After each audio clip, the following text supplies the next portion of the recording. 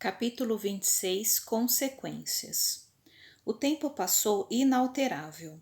Na aldeia, tudo continuava do mesmo jeito, cada qual com suas atividades, preocupados com o plantio, a colheita, as condições do tempo.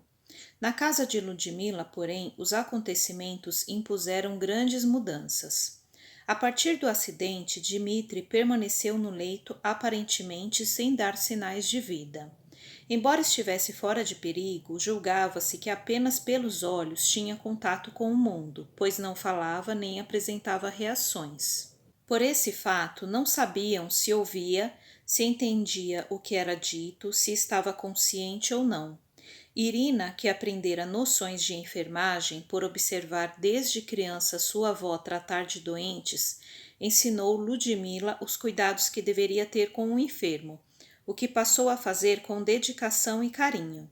Gregory Fyodorovich, agora muito mais presente naquela casa em virtude de ser considerado um amigo e de ter participado do infeliz acidente, fato que mais os uniu, discretamente supria as necessidades da casa por meio de Yuri. Com a tragédia, os recursos escassearam, uma vez que o responsável pela família não estava em condições de trabalhar.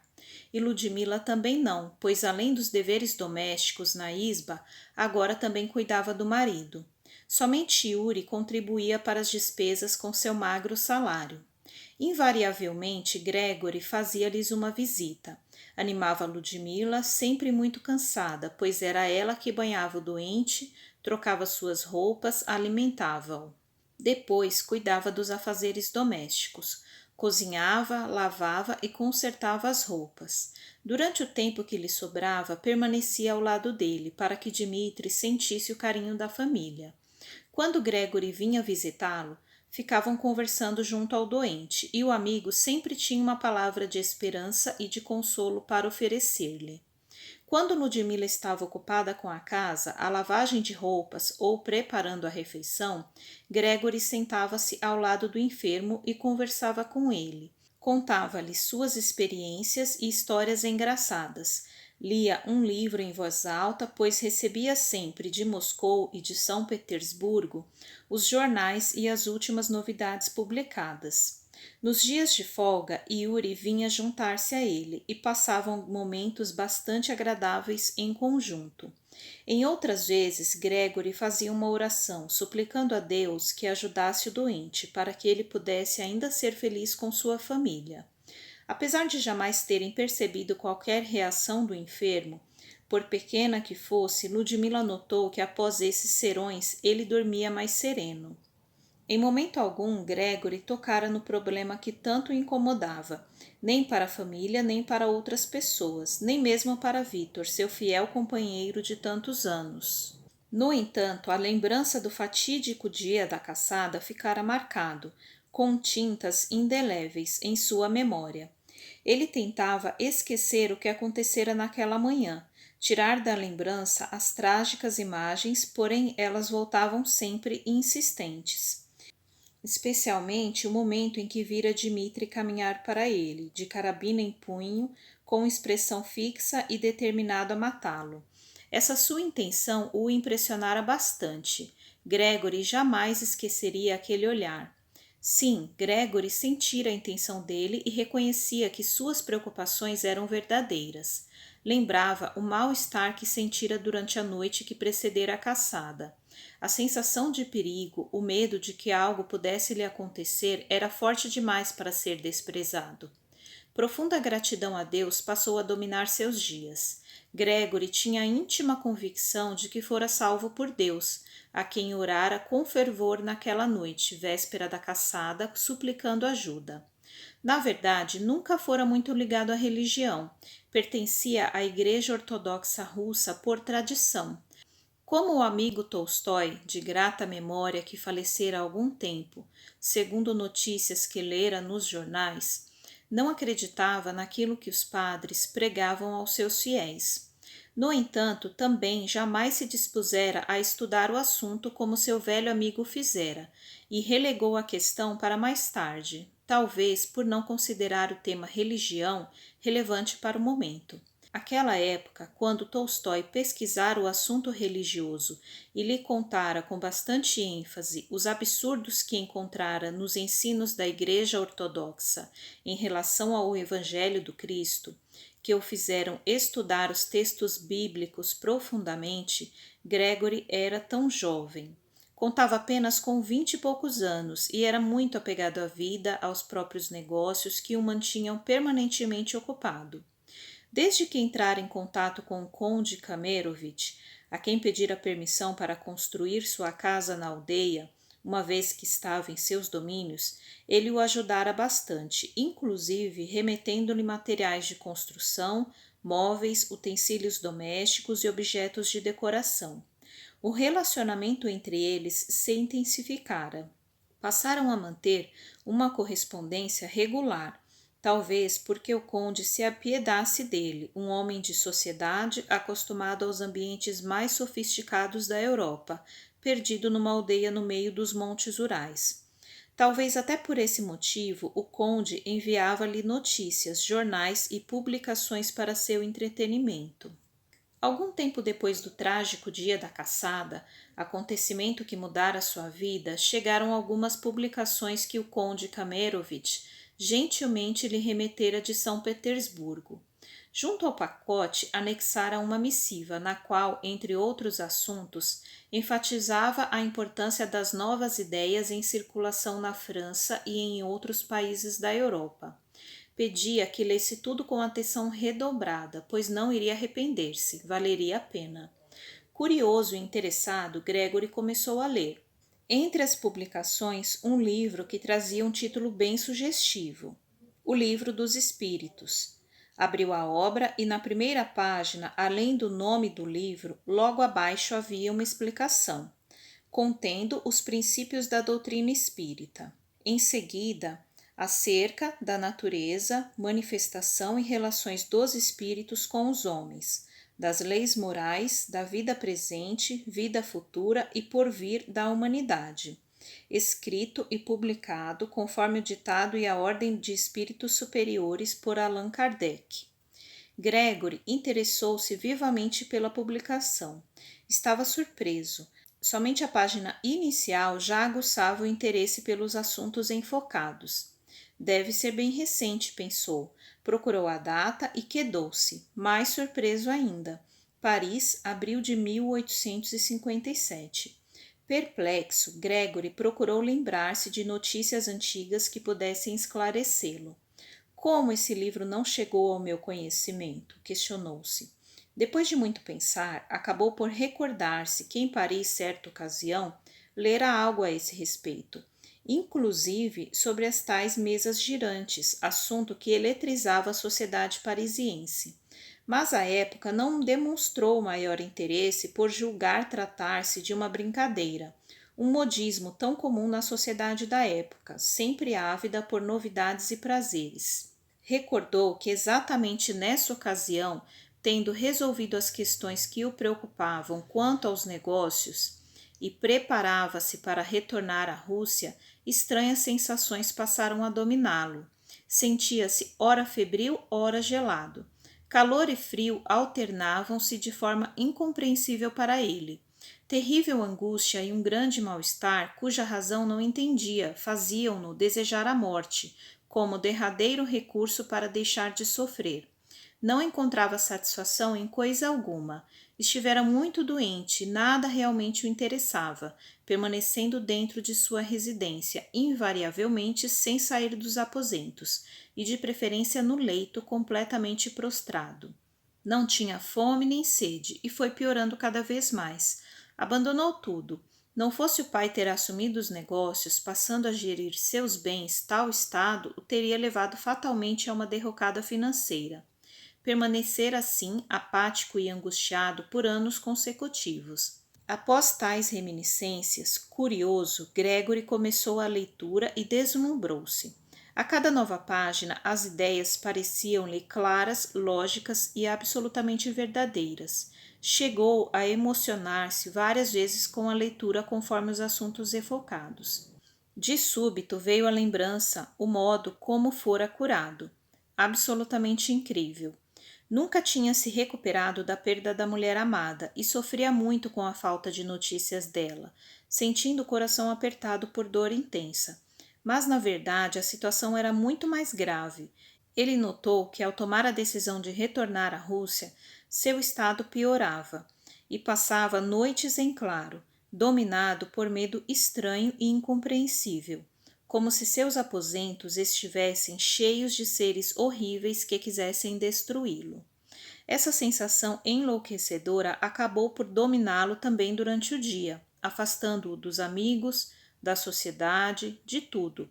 Temia deixar a residência, passear, ver pessoas, divertir-se. Mantendo-se recluso, tinha a sensação de ter envelhecido sem viver. Gregory lembrava-se de tudo o que acontecera. A situação à época era desesperadora. Tinha consciência de que não existia nenhum prognóstico favorável, uma vez que consultara as maiores sumidades médicas da França sem qualquer resultado. Certo dia, Rose-Marie, uma velha criada da casa, levou-lhe a refeição e o viu sentado numa poltrona, a olhar o jardim pela janela. Aproximou-se e colocou a bandeja numa pequena mesa ao seu lado, de modo que não precisasse levantar-se.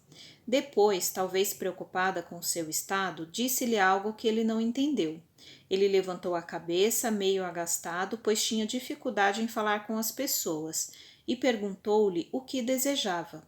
Ela, limpando nervosamente as mãos no avental, disse-lhe, um tanto temerosa: "O senhor precisa lutar."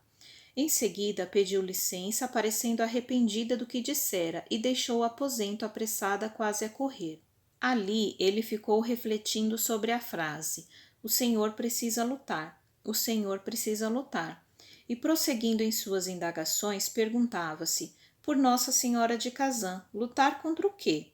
Não conseguia esquecer aquelas palavras. Comeu alguma coisa e continuou pensando no que tinha ouvido. O senhor precisa lutar. Tentou dormir e não conseguiu. Decidido a colocar ponto final naquela situação, ordenou ao criado de quarto que lhe mandasse Rose. Quando ela entrou de cabeça baixa, temendo uma reprimenda, perguntou-lhe a razão de suas palavras. Ela informou-lhe que ele precisava lutar contra essa situação, contra a doença. Ele explicou-lhe que estava tomando remédios prescritos pelos médicos, ao que ela lhe respondeu que apenas os medicamentos não seriam suficientes para curá-lo. Então ele tornara a perguntar: "Você conhece algum outro método?" Ela, respirando fundo, disse-lhe simplesmente: "Sim, a oração." "Você poderia orar por mim?" indagou. Diante da concordância dela, ele colocou-se à sua disposição. Rose-Marie fez uma oração singela e curta, pedindo o amparo de Deus a ele. Em seguida, calou-se e foi embora. Após aquele dia, de maneira absolutamente inacreditável, ele começou a melhorar. Passou a noite sem problemas e sem medos. Em alguns dias, era como se ela tivesse tirado com a mão todo o sofrimento, a angústia e o mal-estar que foram seus companheiros inseparáveis por tantos anos. Não teve dúvidas, então, em creditar sua cura à fé demonstrada por Rose. Ela salvara sua vida. Diante dessas recordações e fazendo uma ponte entre sua cura miraculosa e tudo o que lera até aquele momento, Gregory começou a pensar que talvez sua cura se devesse a conhecimentos de Rose-Marie, quem sabe os mesmos sobre os quais lia agora, na obra de Monsieur Allan Kardec, que ampliavam sua visão. Sim, só isso justificaria sua surpreendente mudança após uma simples e curta oração. Agora ele podia entender melhor a manipulação dos fluidos e a ação do magnetismo como fontes de cura. Imensa gratidão por Monsieur Allan Kardec e por Rose-Marie especificamente dominou-o, enchendo seu coração de afeto. Ao revirar todo o material que chegara, encontrou também outra obra do mesmo autor, publicada em Paris em abril de 1864, O Evangelho segundo o Espiritismo, com a explicação das máximas morais do Cristo em concordância com o Espiritismo e suas aplicações às diversas circunstâncias da vida.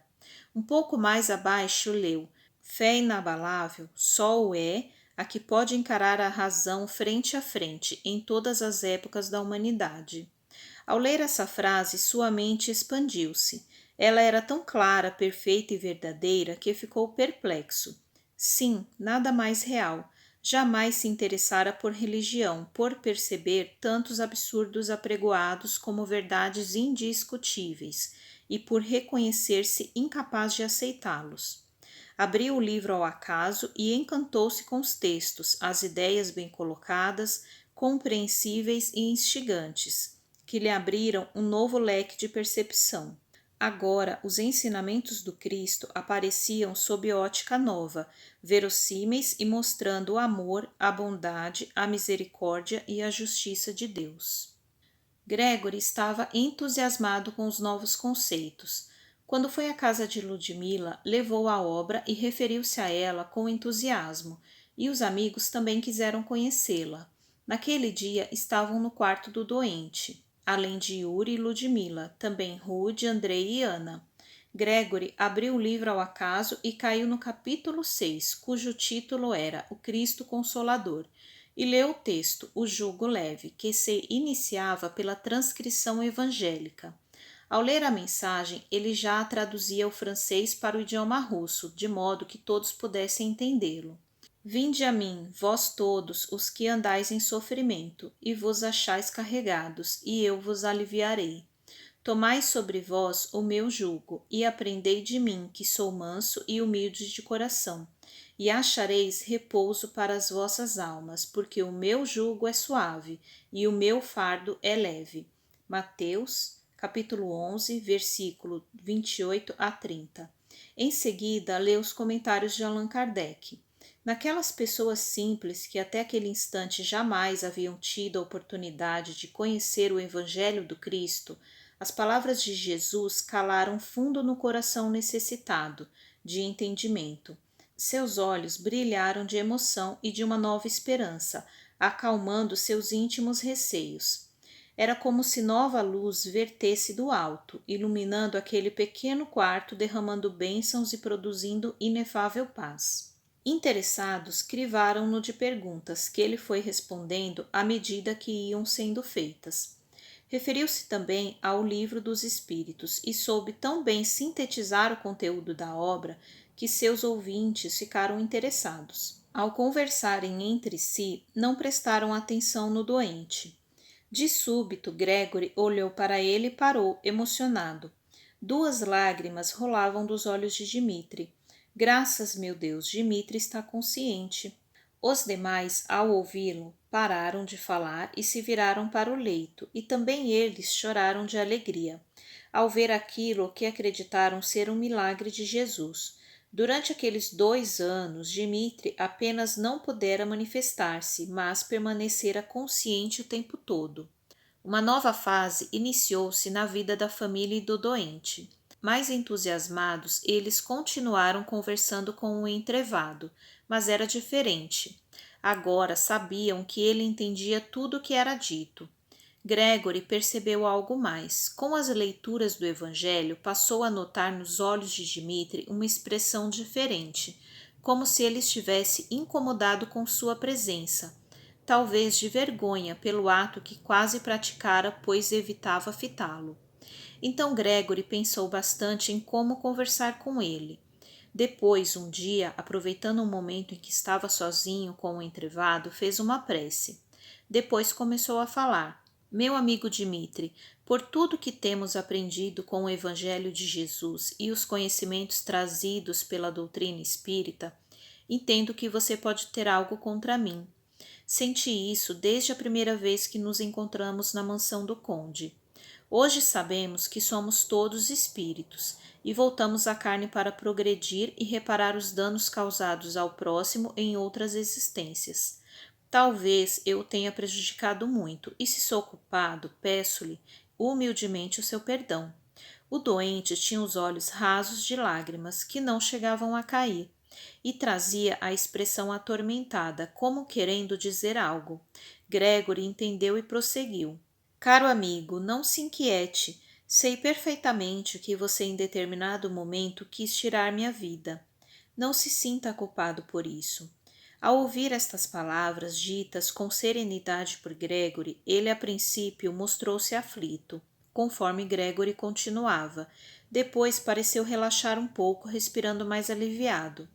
A expressão dos olhos de Dmitri modificou-se e era como se ele estivesse pedindo perdão a seu companheiro. Gregory entendeu. Não precisa pedir-me perdão, Dmitri. Se você chegou a pensar algo contra mim, é porque certamente não sou uma vítima inocente, mas seu algoz em outra existência. Assim, entendo perfeitamente seus sentimentos. Em relação à sua esposa Ludmila, quero que saiba que jamais existiu algo entre nós. Somos apenas amigos e estarei sempre, se você me permitir, ajudando-a a atravessar essa fase difícil. Aliviado, Dmitri respirou profundamente. Seus olhos pareciam sorrir quando Gregory, finalizando a conversa, disse: Tenho em você um grande amigo, Dmitri, e o estimo sinceramente. Após essas palavras, ele aproximou-se do doente e deu-lhe um abraço afetuoso.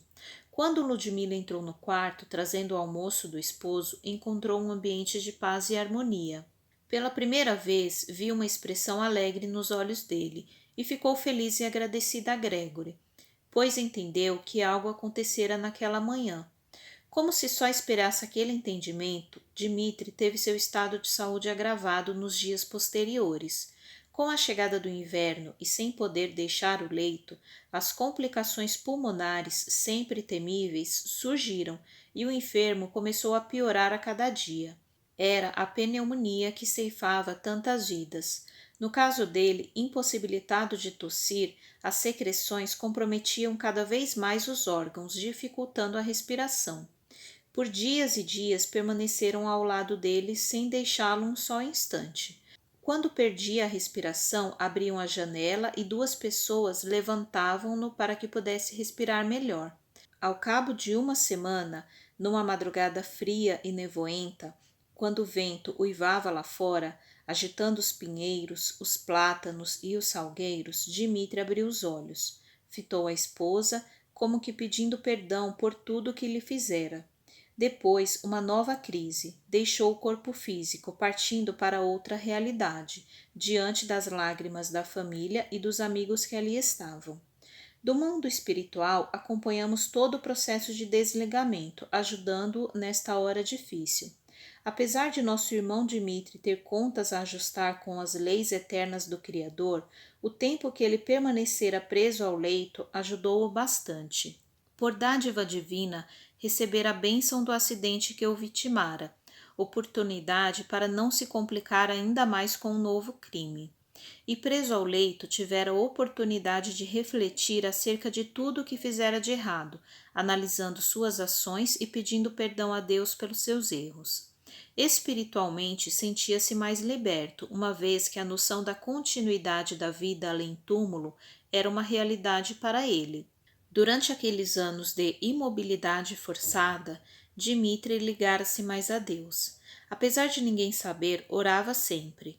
Como não podia falar, pensava e buscava o socorro de Nossa Senhora de Kazan, pedindo-lhe ajuda para atenuar seu sofrimento. Ao rever seus atos, lamentava profundamente o mal que fizera aqueles que só o ajudaram na última existência, como Yuri Vanilevich e seus guerreiros cossacos.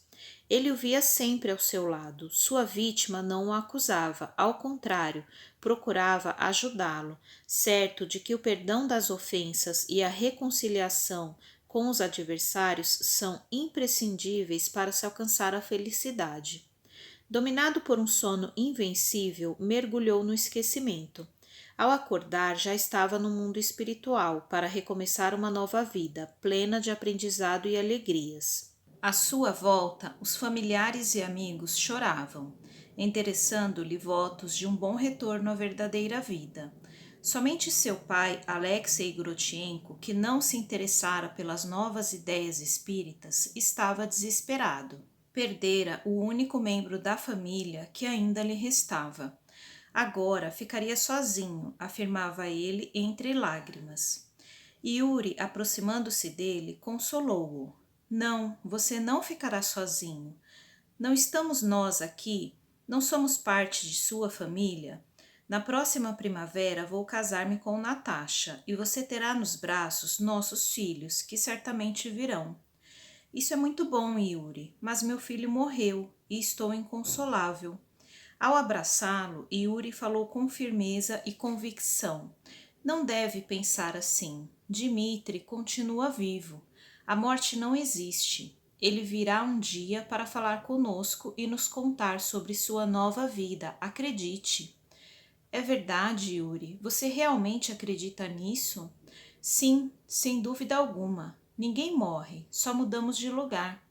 Alexei abraçou o rapaz com amor, enquanto lágrimas, como a chuva benéfica, lavavam seu rosto sofrido. Sim, se a morte era uma ilusão e a vida continuava, era preciso prosseguir vivendo.